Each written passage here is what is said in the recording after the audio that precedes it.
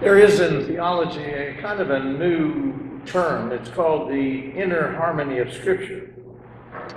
And what that means is that scholars look at certain books and they discover that the writer puts something in the book early that vibrates kind of like a tuning fork all the way through the rest of that particular book. In other words, you may call them foundational statements that will reflect later on in the book. The text read by Judy today in Matthew is from the Sermon on the Mount by Jesus. And those who study critically the books see a sense of vibration of this principle throughout the Gospel of Matthew. Jesus, in the one that was just read, connects the eye to our lives. He comments on the eye. Now we know how the eye functions. The light comes in through the pupil, hits the retina, goes then to electrical impulses, pass on to the brain, and from that we have images, amazingly, that enables us to see. That's not the way they looked at the eye in the first century in Jesus' day. In Jesus' day, they thought of the eye not just as a receiver of light, but also a source of light. The eye is the lamp of the body.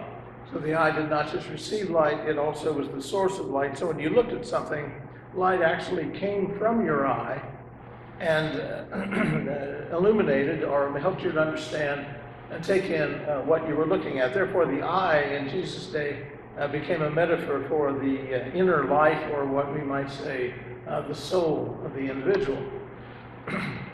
Jesus said, let me say it again, the eye is the lamp of the body. So if your eye is healthy, your whole body will be full of light. But if your eye is unhealthy, your whole body will be full of darkness. And then the light in you is darkness, and how great is that darkness? Now later on in Matthew, Jesus tells a very familiar, well-known story that I've talked about before, and I will apologize for this ahead of time because I'm not sure how many years ago it's been that I don't really like to use stories over again within a certain period of time, but I do remember distinctively talking about this particular parable of Jesus. The reason I bring it back today is because I want to make some other points about it and to include it in this meaning of the eye of our lives being the lamp of our lives as well. You may remember the story. Jesus tells the story we call the parable of the talents. Jesus tells of the master who's going on a long trip and he has a problem. He wants to know what he's going to do with his money to keep it safe while he's away. He can't take it with him, not as much money as he has. There are robbers out there, and there would be no way to protect it. There are no FDIC banks there, and the banks that do exist are little more than pawnbrokers in that particular time. And so he has to decide what to do with the money. Now, most people would leave it with a relative or a very trusted and good friend. Now, always remember, when you're reading a parable or a story of Jesus, it is Jesus' story. He is the one who can determine the characters, the nuances, the script, what everybody says, because he is going to make a point. These are not literal stories, but they tell a truth. That's what a parable is. It's a story cast alongside to tell the truth. So all of this is developed by Jesus to get a point across in this particular story. So the rich man decides to do something very unorthodox, which is part of the parable to remind us that God is very unorthodox as well. The rich man decides to entrust his fortune to his servants or his slaves. And he calls in 3 of them. And again, as I say, when we deal with the story, we don't need to say, well, were there 4 or 5, and you just go in. That has nothing to do with what Jesus is trying to teach us here. 3 is a good biblical number, so he calls in 3 of them.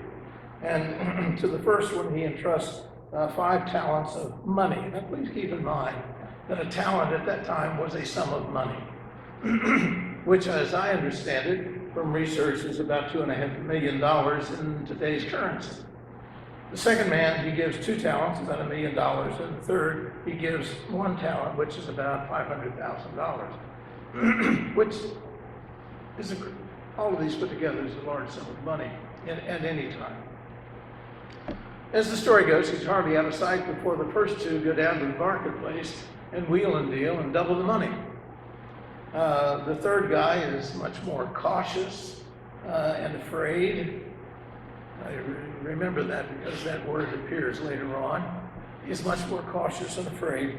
And he takes his 1 talent and puts it in a pot or a jar or some safe place and goes to a place under the old oak tree where you'll remember where it is and buries it, I suppose.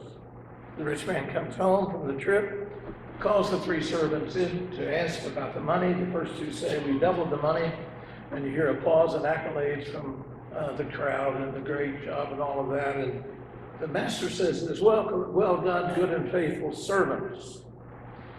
You have been faithful in little, I'm going to make you faithful in much. Enter into the joy of your master. Then there's the other guy, the one that we concentrate on quite a bit. The one who had been given 1 talent came forward and says, "Master, I know that you're a hard man.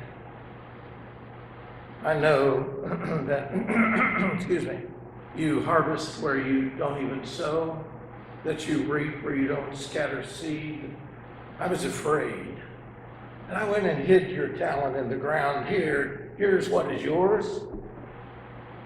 And the master replies, as you well remember the story, "You wicked and lazy servant, did you not know that you knew that I reap where I did not sow, gathered where I did not scatter, and you should have invested my money with the bankers, and on my return I could have received what I had with interest." And he says, "Take the talent, money, and give it to the one who has 10 talents. For everyone who has will be given more, and he will have abundance.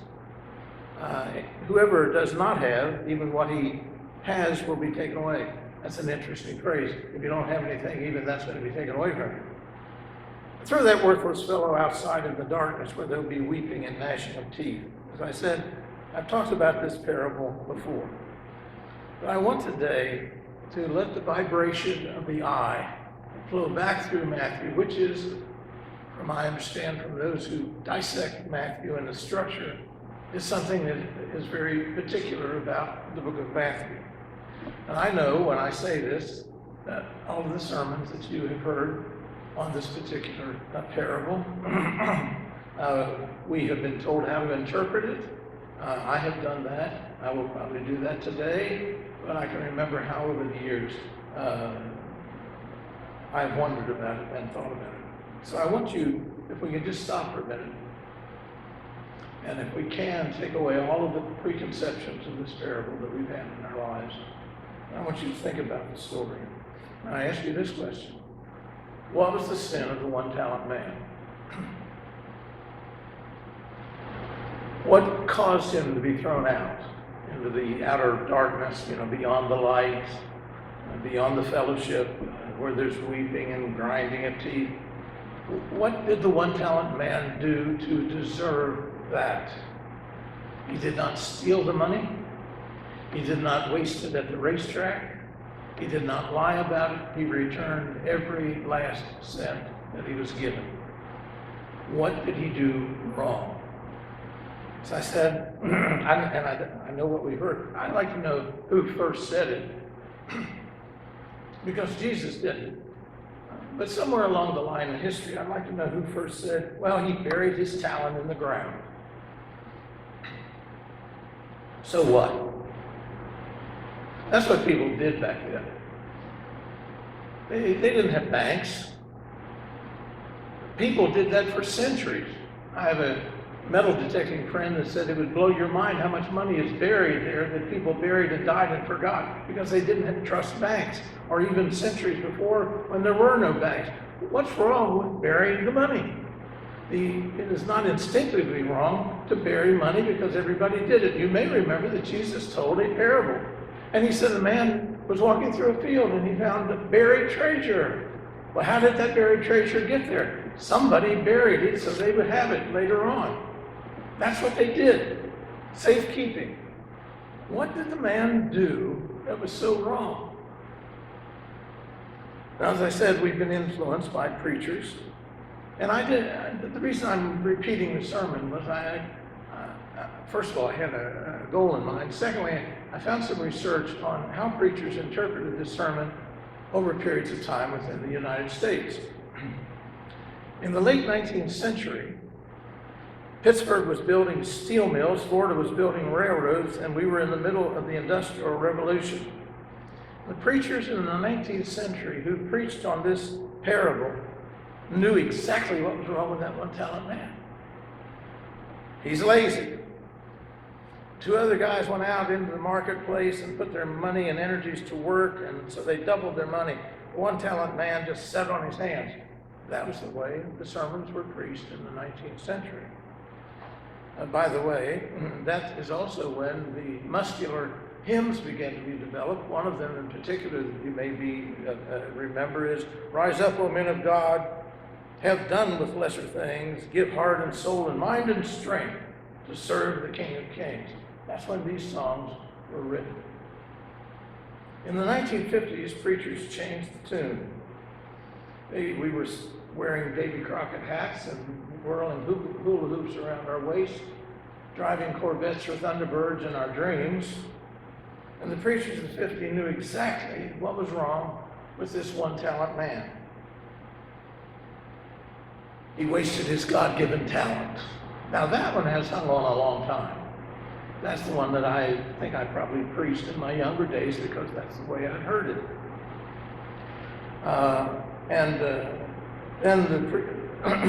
Excuse me. The problem is that there's a theological problem is taking something that is a sum of money and turning it into a God-given ability. But because of the verbal similarities between talent and talent, or talent and God-given abilities, this one really stuck. And I would imagine that some of you will leave today believing that's it, and that's okay, because I've got another point to make, and if you still feel that way, that's okay with me.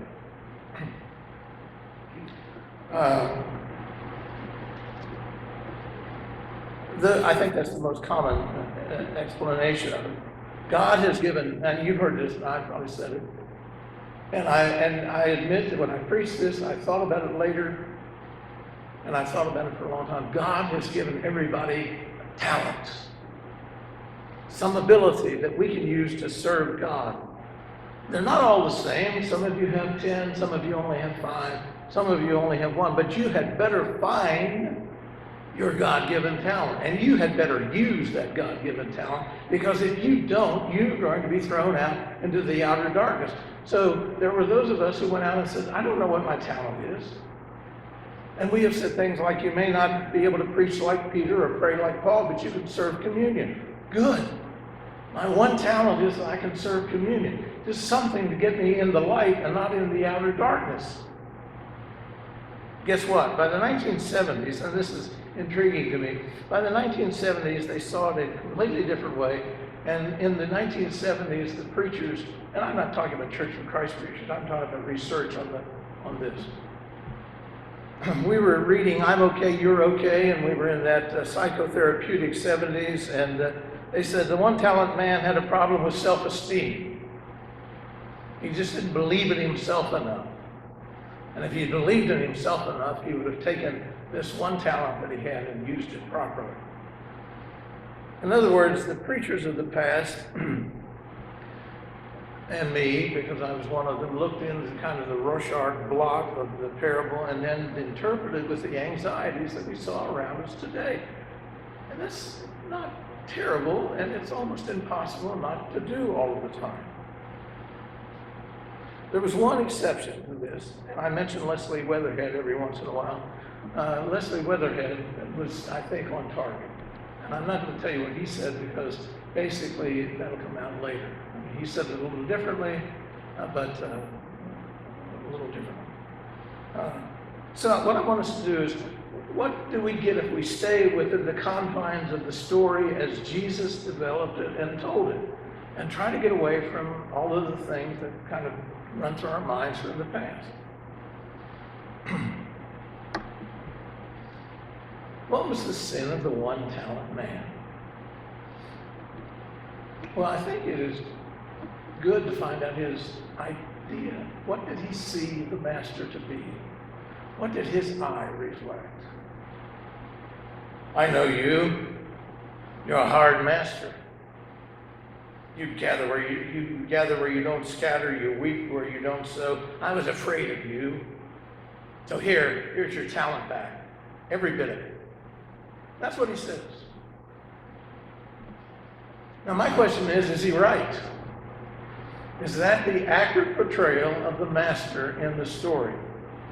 Is there anything in that story up to this point told by Jesus that would justify what the man said? Is there anything that would justify his view of the master being hard and someone he should be afraid of? If we look at it, much to the contrary, the master is nothing like this one-talent man says. The master has entrusted millions to his servants. No first-century master would ever do that. Not ever. That's your fortune. And they do well, and he praises them lavishly, and that also is not part of the custom at that particular time. You may remember a parable, and I'm paraphrasing, where Jesus said when the servants come into the field working all day, the master doesn't say good for your day, he says fix my meal. And that was the way it was at that time. But he says, welcome good and faithful servant. And he empowers them. You have been faithful in little, but now I will make you faithful in much. No first-century master treats servants that way. Not only that, he welcomes his servants into his home. He says, enter into the joy, the relationship, the companionship, and the love of your master. No first-century master breaks the bond between servant and master. Now, let me see. Do you agree with one-talent guy? I mean, as your eye looks at God, do you agree with his assessment of God? I know who you are. You're a hard man. You reap where you do not sow, and I'm afraid of you. So here, take what is yours. Do you agree with that? Is that the assessment of the master that you see in the story as you read it? Is he right? No, he's not right.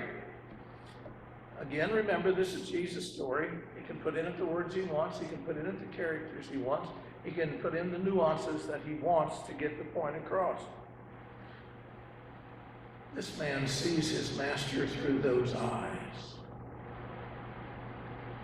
That's the way he sees his master. The story is contrary to that. So today, I want you to hear the vibration of the eye as the lamp of the body. And if your eye is healthy, your whole body will be full of light and healthy. But if your eye is unhealthy, it will be full of darkness, and you will see God as a hard and cruel master that you need to be afraid of, who does what God does, hardens favors heart, whatever you want to say. This fits, by the way, and I found this by digging. I'm not scholarly enough to do this, into the whole trend of the Gospel of Matthew. Because in Matthew, to have faith is not to have a feeling. To have faith is to be able to see God right. To see God clearly. And when we see God right, then Matthew and Jesus would say our life is full of light. And we see God as full of hope and grace and love and kindness. And if we see God like that, we begin to see the world differently, and things change because of the illumination of God in us as we look out on the world. But if we see God as punitive and harsh and demanding and judgmental and doing what we don't understand, or reaping where he hasn't sown and all of that, we are going to live with a God like that. That is the God we will see, and that is the God that we will live out in the world, because the eye is the lamp of the body. In the Gospel of Matthew, the God you see is the God you get. I mentioned this Wednesday night. I misquoted it, but I was going to say that Karl Barth, great theologian, said, "I have spent my whole career trying to make the word God a cheerful word again." Spend your career trying to make the word God a cheerful word. And when he said again, it's because within his time and within many of our times, it's not a cheerful word. I heard about a church building, and I could probably find this if I looked it up on the internet. There's a church building in New Jersey. It's a beautiful edifice, and it's just magnificent. And it has this tower that stretches almost like it's going to the heavens. And if you look up at the tower, at the top there are 4 windows looking northeast, south, and west. Yeah, I got them. And they're boarded up. And the reason for that is that when they built this building, they put stained glass big eyes, one eye looking in each direction, and illuminated it at night. And they found out the neighborhood said it's creepy.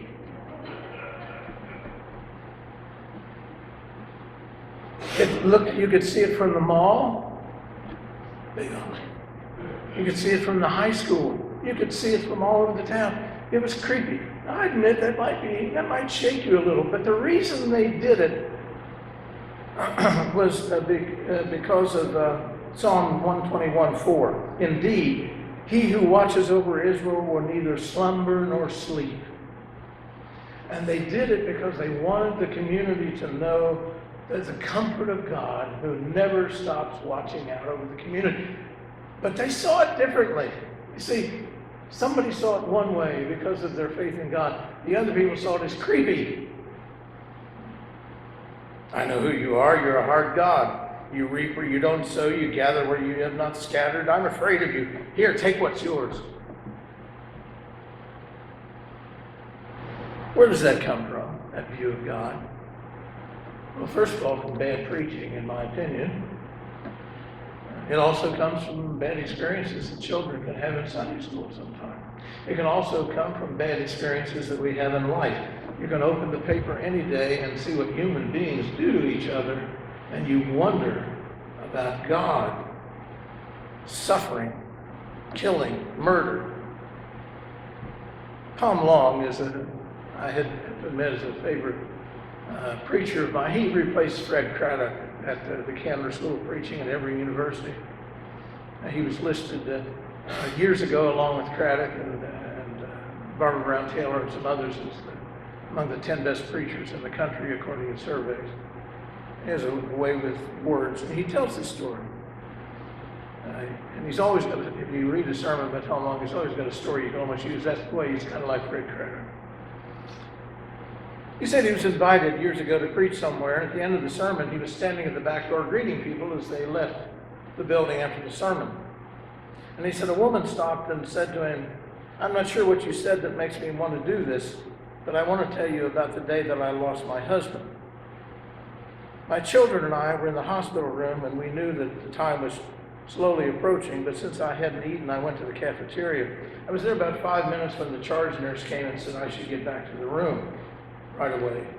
And I did, and I knew that the time had come, but he was fighting it, physically just fighting against it. And I knew what was happening. He'd always been the caretaker, the provider, and he couldn't let go. So I took his face in my hands and said, 'You old redhead, I have loved you ever since high school, and I will never, ever stop loving you. And if you need to go, it's all right. You can go. God has always taken care of us. God will continue to take care of us. If you're worried about me, just send a little red bird now and then and to remind me of you.' And she said, in peace, he let go and died. She said, we went home and we sat around and talked and wept and talked and wept.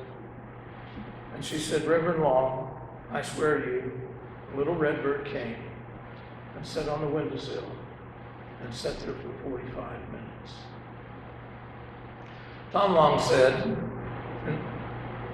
in his younger days, he would have dismissed that as bad theology. I probably would have too. But he said, and I say too, that having lived as long, we do not know or understand the mystery of the love and the grace and the kindness and the goodness of God. There's more grace and more wisdom and more love in God than I can ever imagine. So I want to make God a cheerful word again. And I want to present God to you as a God that you would come to, but unafraid, and give your life to the blessings that only God can give. I want you to do that and think